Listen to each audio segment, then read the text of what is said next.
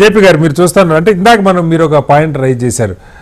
By and large ఎస్సీలు ఇప్పటిదాకా కాంగ్రెస్కి అనుకూలంగా ఉండొచ్చు, కానీ దానిలో ఒక్కొక్క రాష్ట్రంలో కొన్ని కులాలు మళ్ళా కొన్ని చోట్ల ఇప్పుడు నార్త్లో మనం తీసుకుంటే బీజేపీకి అనుకూలంగా కొన్ని ఉండొచ్చు, ఇప్పటిదాకా ఫలాలు పొందుతున్న కులాలు. ఇదేదో తెలంగాణలో ఆంధ్రప్రదేశ్ ఇక్కడ మోడీ గారు చెప్పారు పరిష్కారం అయిపోద్ది అనుకోవచ్చు. దేశంలో అనేక రాష్ట్రాల్లో దీనివల్ల ఈ జీరో సమ్ గేమ్లో లాభపడుతున్న వాళ్ళు ఉండుంటారు. ఈ వేగంగా జరగటం కోసం ప్రభుత్వానికి చిత్తశుద్ధి ఉండొచ్చు, కానీ పొలిటికల్గా ఆయా రాష్ట్రాలు ముఖ్యంగా నార్త్లో బీజేపీకి బాగా బలం ఉన్న పరిస్థితి. అక్కడ కొంత పంజాబ్లో కానీ హర్యానాలో కానీ బాగా వ్యతిరేకత ఉందంటా ఉన్నారు. ముఖ్యంగా హర్యానా లాస్ట్ టైం మొత్తం సీట్లు బీజేపీ గెలుచుకున్న రాష్ట్రం. సో ఏంటి దీని ఇప్పుడు మీరు చర్చలోనే చూస్తూ ఉన్నారు, క్రెడిట్ ఎవరికి రావాలని పెద్ద గొడవ నడుస్తూ ఎలా? శ్రీనివాస్ పక్షపాతం పక్కన పెట్టేస్తే ఇందాక లక్ష్మి గారు ఒక మాట చెప్పారు ఎంతమంది మాట్లాడినప్పుడు, జాతీయ స్థాయిలో బీసీ గాని ఎస్సీ గాని రిజర్వేషన్లకు ఏర్పాటు జరిగితే వర్గీకరణ ఇప్పటిదాకా కులాల వర్గీకరణ జాతీయ స్థాయిలో జరగలేదు. బీసీలకు కూడా ఉదాహరణకి మన రాష్ట్రంలో ఉమ్మడి రాష్ట్రం నుంచి ఇప్పటిదాకా ఏబిసిడి 4 వర్గాలు ఉన్నాయి. ఏ అనేదేమో బాగా వెనకబడి ఆక్యుపేషనల్ క్యాస్ట్ అని చెప్పాం, కులం పేరుతో వృత్తులు చేసేవారు. బి కొంచెం అంతకంటే మెరుగు కానీ బేదరికంగా ఉన్నవారు. సి అంటే కన్వర్ట్ క్రిస్టియన్స్ ఒక దళితుల నుంచి. డి అంటే పేరుకి బలహీన వర్గాలు కానీ సమానంగా ఉన్నారని చెప్పి. కానీ జాతీయ స్థాయిలో బీసీ అన్నప్పుడు అన్ని కలిసి 27% అదంతా ఒకటే కేటగిరీ. కాబట్టి ఇప్పుడు ఎస్సీ కూడా ఈ 2 విషయాలు చూడాలి. ఒకటి, రాష్ట్రం వారీగా జాతీయ స్థాయిలో కూర్చొని చట్టం చేయడం చాలా కష్టం, ఎన్ఏబిలింగ్ చట్టం చేయొచ్చు. రెండోది, ఒకసారి అది చేసిన తర్వాత వర్గీకరణ రాష్ట్రాల్లో జరిగిన తర్వాత ఇది జాతీయ స్థాయిలో కూడా వర్తిస్తుందా లేదా అని చెప్పన్నది ఇంకొక అంశం. అంచేత ఇవన్నీ చిక్కుముళ్ళు కొంచెం విప్పాల్సి ఉంటుంది. ఏం జరుగుతుందో మనం చూద్దాం. కానీ ఇప్పుడు ఇందాక అన్నట్టుగా ఒకసారి రాజకీయ సంకల్పం ఉండి మాకు రాజకీయంగా లాభము, ఇది ధర్మము, ఇది చట్టబద్ధము, రాజ్యాంగబద్ధం జరిగిపోతాయి ఏ విషయాన్ని కూడా.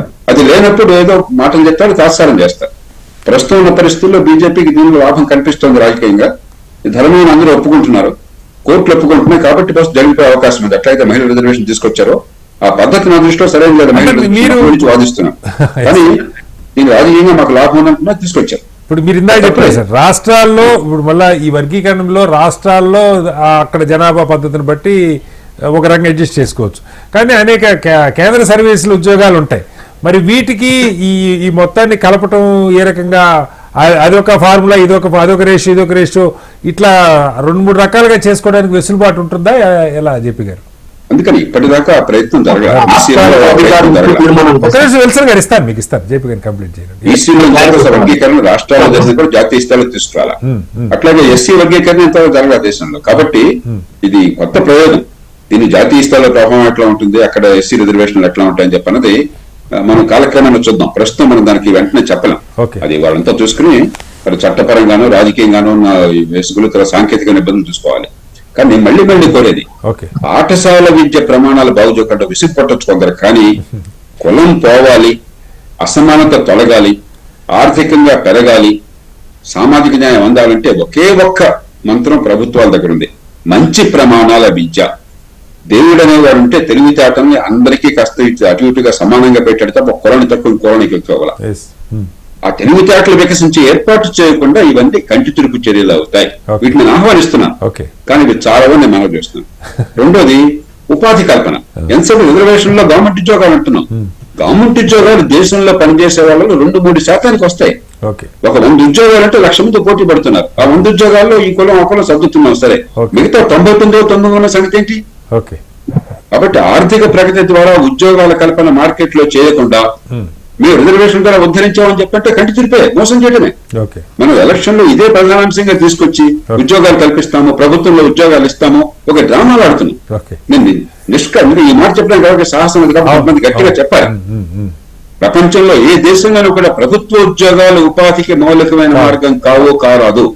మన పన్నుల డబ్బు మనకి సేవ అందడం కోసం, ఉద్యోగాలు పెట్టుకోవడం కోసం, కానీ అందరికీ ఉపాధి కల్పించడం కోసం, పన్నుల డబ్బులు ఇవ్వడం కోసం కాదు. డిగ్రీ ఖాతా ఉందని చెప్పి నీ తేరగా కూర్చోబెట్టి జీతం ఇవ్వడం కోసం కాదు, మనం వాళ్ళు పోషించడం కోసం మనం అంతా ఉంది. అంచేత మౌలికంగా మనకి ఉపాధి కల్పన జరగాలంటే ఆర్థిక ప్రగతి కావాలి, సామాజిక న్యాయం జరగాలని చెప్పంటే మంచి ప్రమాణాల విద్య, ముఖ్యంగా పాఠశాల విద్య పునాదులు కావాలి. ఈ రెండు కనుక దేశం పూర్తిగా అంగీకరించి పార్టీలకు అతీతంగా ఒక యుద్ధ ప్రతిపత్తిని వెళ్ళకపోయినట్టయితే ఈ రాజకీయంగా డ్రామాలు సాగుతాయి తప్ప ఈ దేశంలో ప్రజలకు న్యాయం జరగదు, ఆర్థిక అభివృద్ధి కుంటుపడి.